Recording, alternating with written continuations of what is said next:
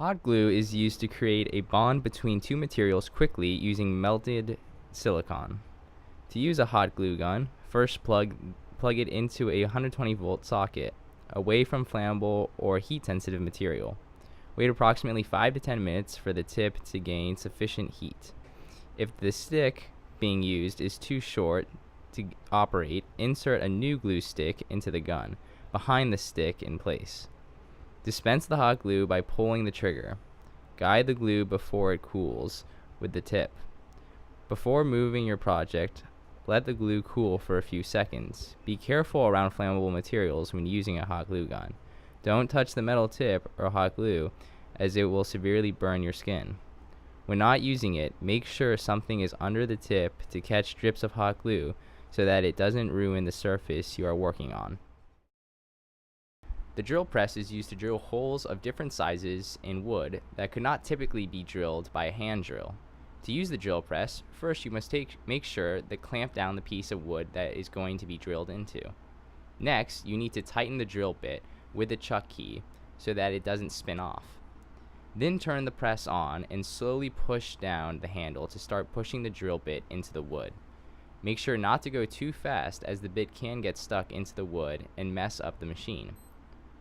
Once the hole has been made, slowly move the handle up so that the drill bit comes out of the wood. Finally, turn off the drill press and use the chuck key to take out the drill bit from the press. The bandsaw is used to make straight, long cuts in thicker metal or wood. However, steel requires a steel cutting bandsaw. The machine can also be used to make large circular cuts in thicker materials.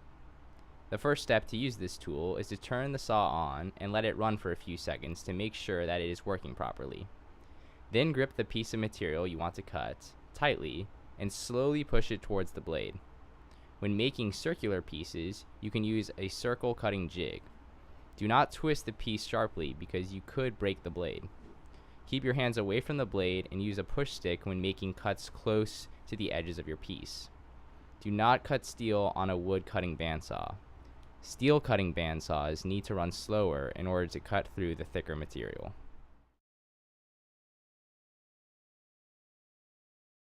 The purpose of the meter saw is to make cuts through bars and planks of soft metal or hardwood, such as 2x4s. Compound versions can make angled cuts, but most are for 90-degree cuts.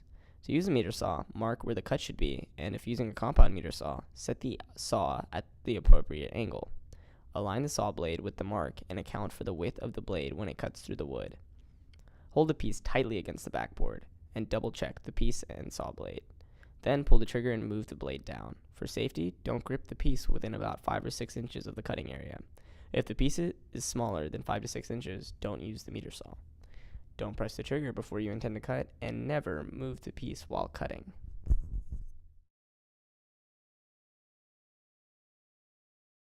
The electric hand drill is meant to drill holes of different diameters with ease. Before using the hand drill, you should always clamp the wood you want to drill into over a second piece of wood in order to prevent the drill from drilling holes in the table. Before turning the power on, be sure the drill bit is screwed into the drill tightly. Mark the center of the hole you want to drill and place the drill on the mark perpendicular to the wood. If the drill is rotating the correct direction to drill into the wood, pull the trigger and drill to the desired depth.